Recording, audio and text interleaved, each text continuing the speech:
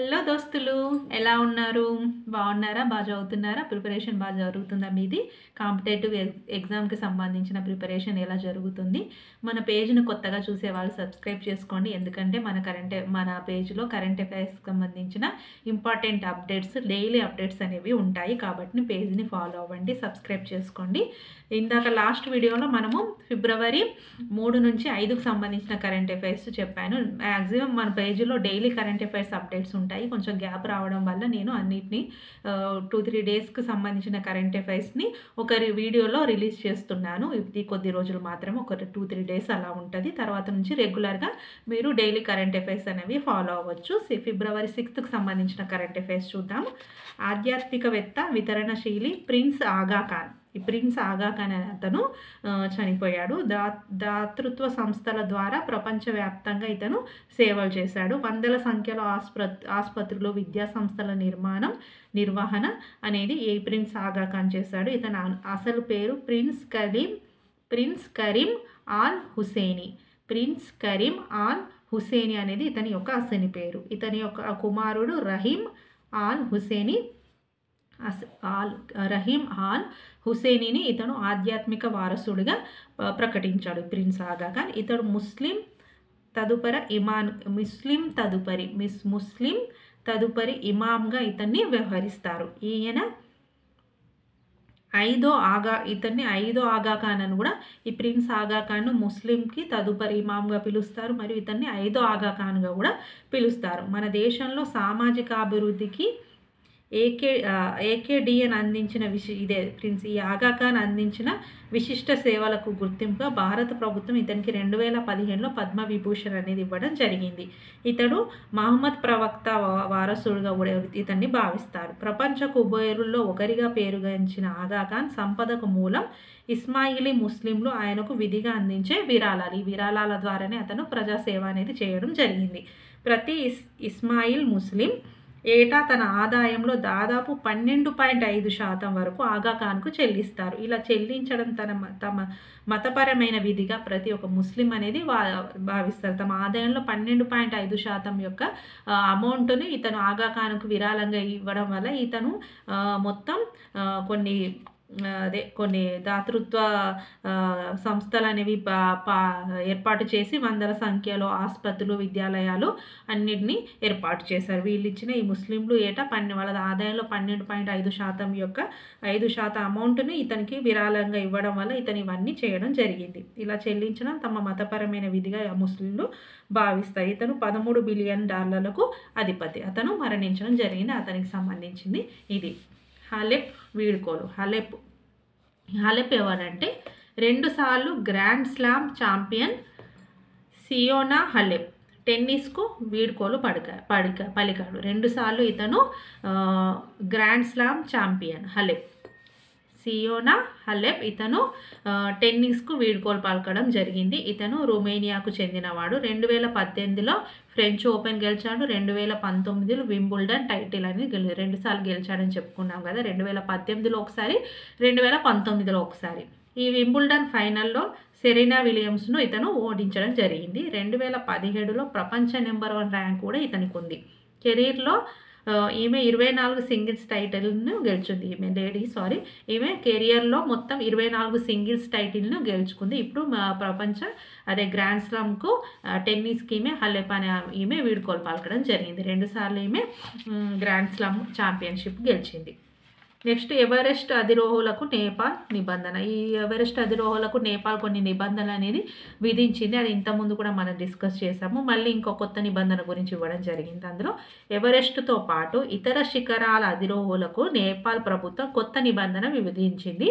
ఈ శిఖరాలను అధిరోహించే వాళ్ళు 8,000 మీటర్లు దాటాక ఒంటరిగా వెళ్ళడానికి వీల్లేదు. 8,000 మీటర్ల వరకు వెళ్ళొచ్చు, కానీ 8,000 మీటర్ తర్వాత మాత్రం వాళ్ళు ఒంటరిగా వెళ్ళడానికి వీల్లేదు. ఖచ్చితంగా కనీసం 2 కలిసి వెళ్ళాలి. సహాయక సిబ్బంది లేదా గైడ్‌ని గాని, వాళ్ళు ఒక సహాయ సిబ్బందిని గాని, గైడ్‌ని గాని తమ వెంట తీసుకెళ్లాల్సి ఉంటుంది ఒంటరిగా. ఎవరెస్ట్ శిఖరం గాని, ఇంకా నేపాల్‌లో ఉన్న ఏ ఒక్క శిఖరాన్ని గాని వాళ్ళు అధిరోహించడానికి వీల్లేదు ఒంటరిగా.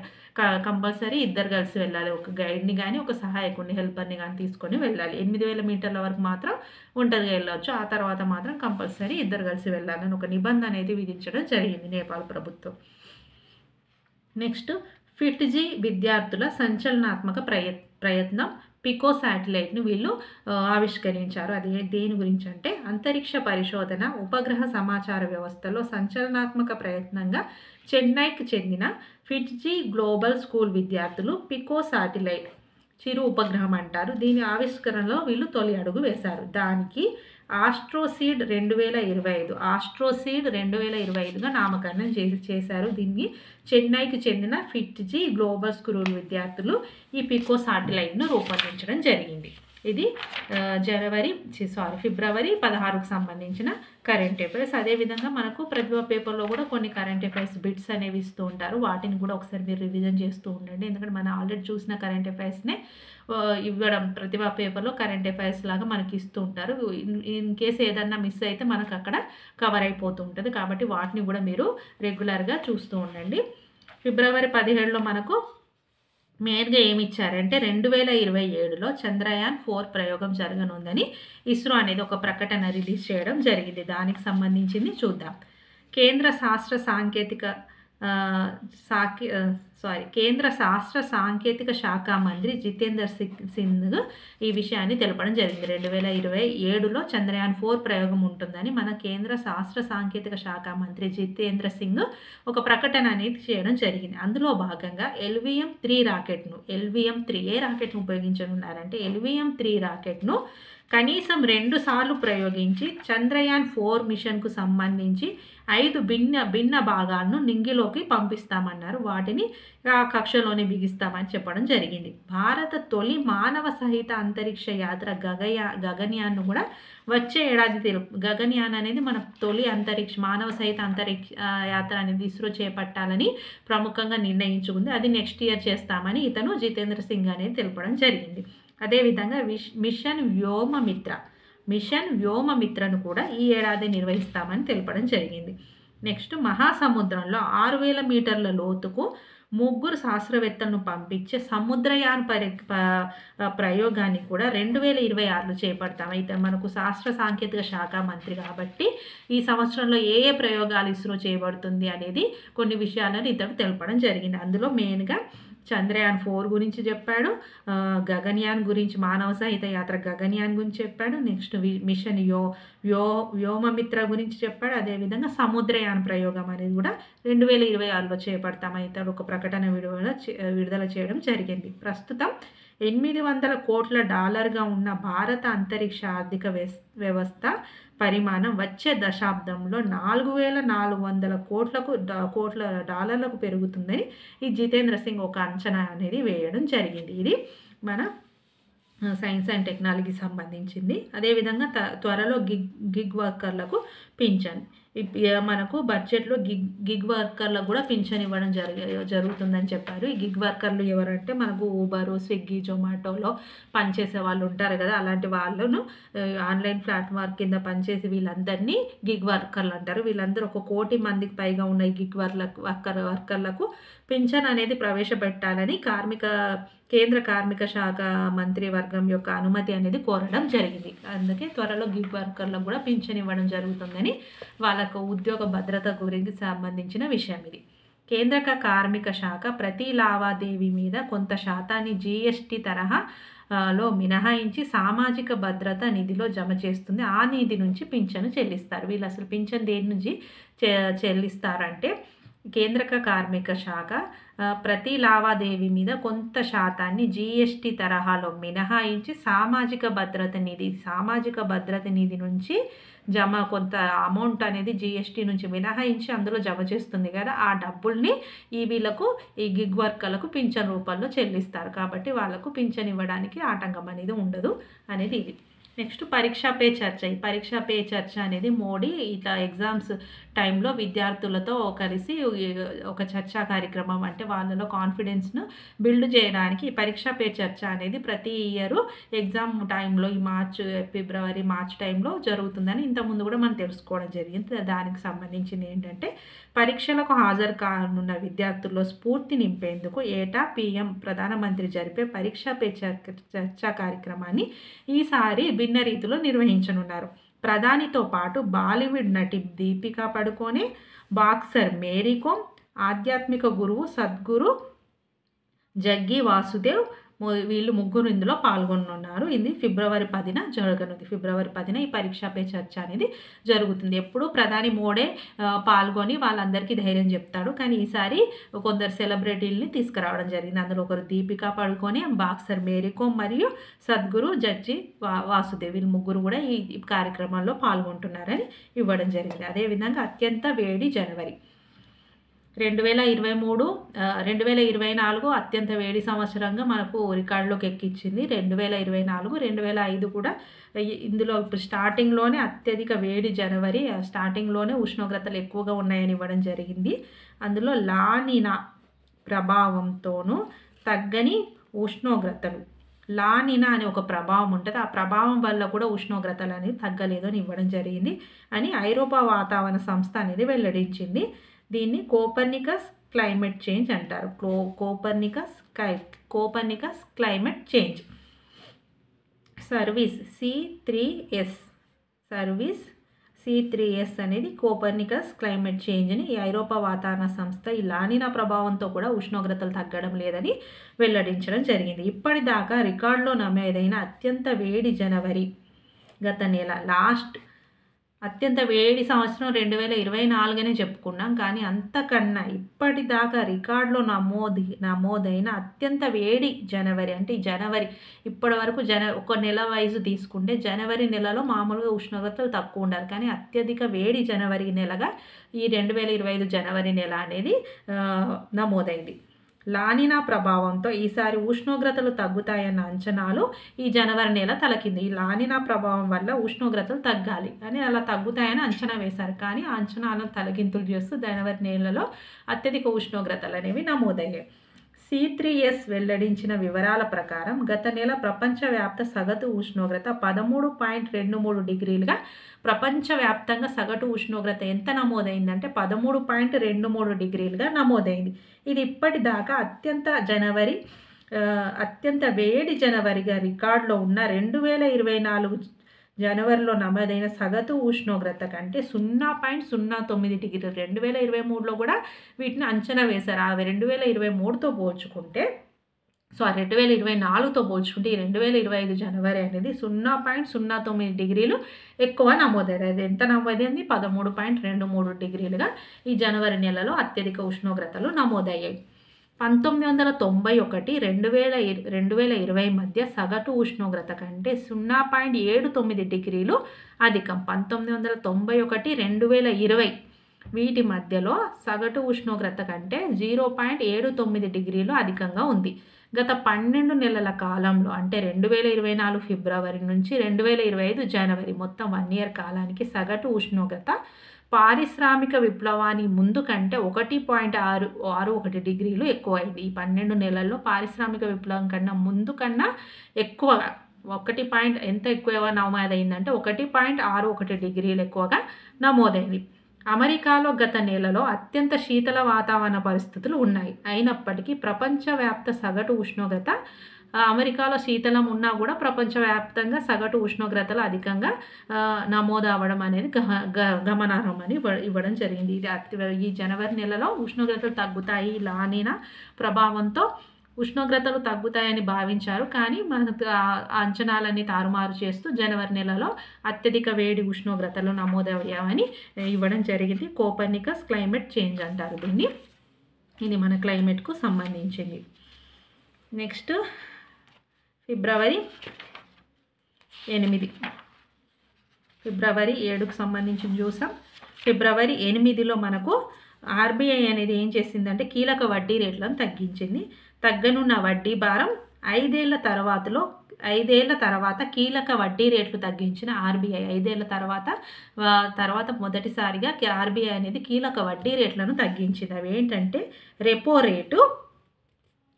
రేట్ను 6.5% నుంచి 6.25%కి తగ్గించడంతో రెపో ఆధారిత ప్రామాణిక రుణ వడ్డీ రేట్లు RLLRను ఆ మేరకు తగ్గించేందుకు బ్యాంకులు సిద్ధమవుతాయి. ఫలితంగా గృహ రుణ గ్రహీతలకు ప్రయోజనం చేకూరుతుంది. ఈ రెపో రేటును ఎంతుంది ప్రస్తుతం 6.5% నుంచి 6.25% తగ్గించడం వల్ల గృహ రుణ గ్రహీతలు ఉంటారు. ఇది హౌసింగ్ లోన్ తీసుకునే వాళ్ళకు కొంచెం ప్రయోజనం, కొంత అమౌంట్ అనేది వాళ్ళకు వడ్డీ అనేది కొంచెం తగ్గుతుంది. అదే వాళ్ళు కట్టే ఈఎంఐల మీద అమౌంట్ అనేది కొంచెం తగ్గుతుంది. కాబట్టి రెపో రేటు 0.25%కి తగ్గించారు. కాబట్టి అది వాళ్ళకి గృహ రుణం తీసుకునే వాళ్ళకి ప్రయోగం చేకూరుతుంది అని ఆర్బీఐ అనేది ప్రకటించడం జరిగింది.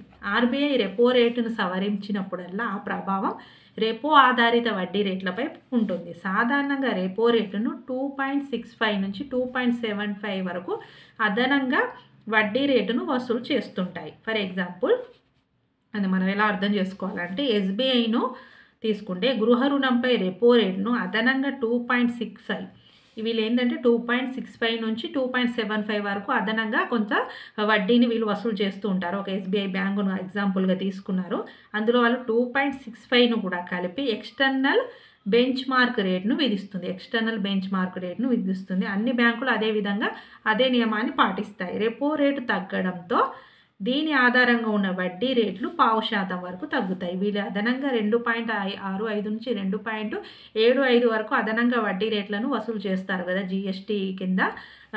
అవి ఏమంటే ఇప్పుడు అవి రెపో రేట్ తగ్గడం వల్ల అవి కూడా ఒక 0.5% వరకు తగ్గుతాయని ఇవ్వాలి. ఇది ఎంత 0.5% తగ్గినా 0.5% తగ్గింది కూడా అది దాని మీద గృహ రుణం తీసుకునే వాళ్ళకు యూస్ఫుల్గా ఉంటుందని ఇవ్వడం జరిగింది. ఇది ఆర్బీఐ 5 ఏళ్ల తర్వాత మొదటిసారిగా రెపో రేటును 6.5 నుంచి 6.25కి తగ్గించింది.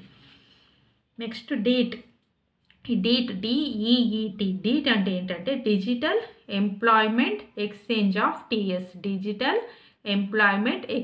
ఆఫ్ టీఎస్ అనేది కొత్తగా ఒక డీట్ అనేది కొత్తగా మనకు కొత్తగా ప్రవేశపెట్టారు. అదేంటంటే నిరుద్యోగ యువతకు మెరుగైన ఉపాధి అవకాశాలు కల్పించాలనే లక్ష్యంతో డీట్ పేరిట రాష్ట్ర పరిశ్రమల శాఖ ఉచిత డిజిటల్ వేదికను రూపొందించింది. ఇప్పుడు మనకి ఏదైనా ఉద్యోగం, దీని గురించి చెప్తాను.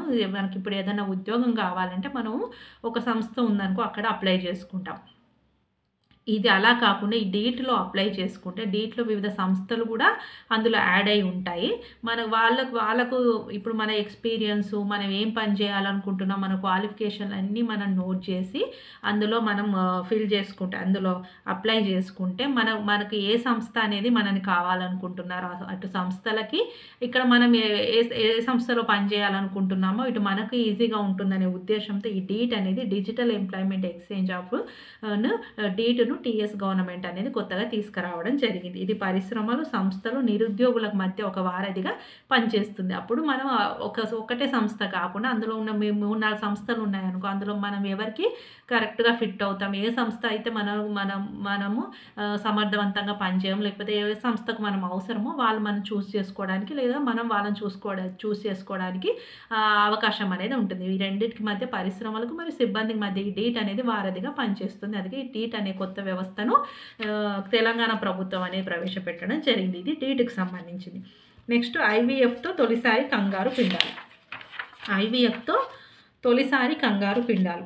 ఐవీఎఫ్ అనేది ఇంతవరకు మనం ఫస్ట్ ఎలుకల మీద వాటి మీద ప్రయోగాలు చేస్తూ ఉంటారు, తర్వాత మానవుల ప్రయోగాలు చేస్తారు కదా. తొలిసారి కంగారు ఉంటుంది కదా, ఆస్ట్రేలియా దేశానికి చెందింది.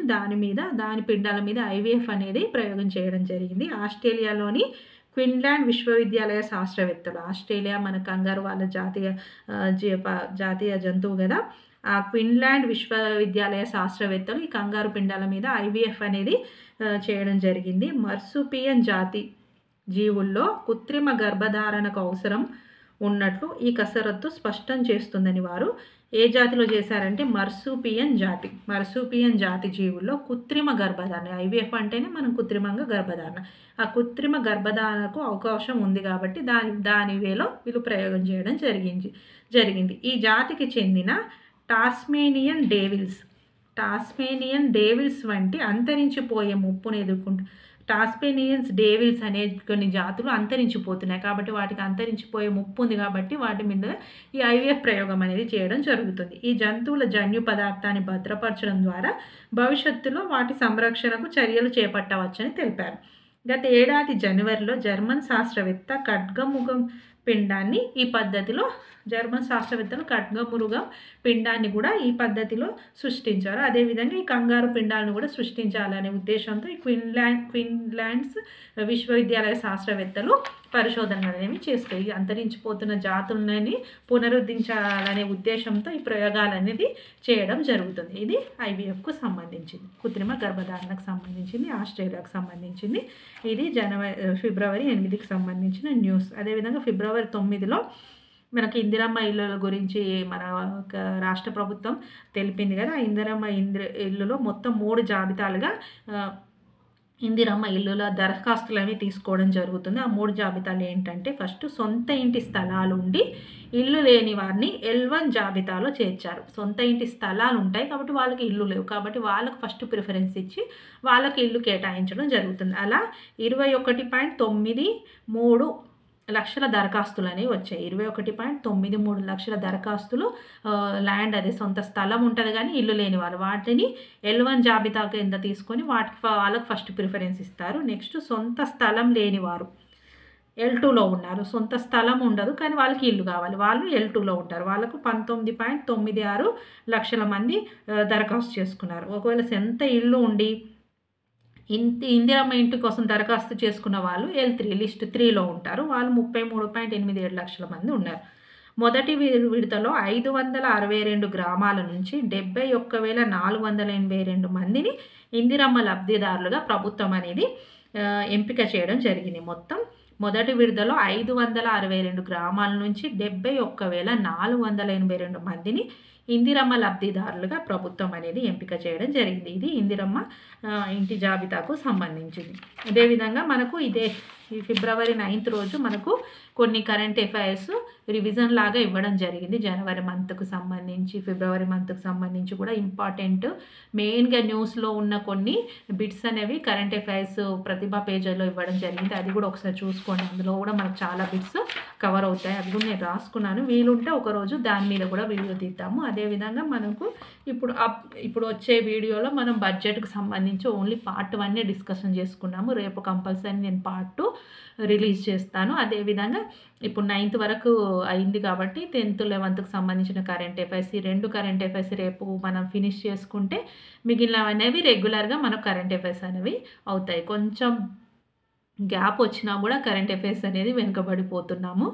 అది కూడా మీరు అబ్జర్వ్ చేసుకోండి. ఎన్ని ఆటంకులు వచ్చినా, ఏమొచ్చినా కరెంట్ అఫైర్స్ అనేది నెగ్లెక్ట్ చేయకండి. ఒక్కరోజు గ్యాప్ వచ్చినా కూడా అది వెనుకబడిపోతూ ఉంటాం.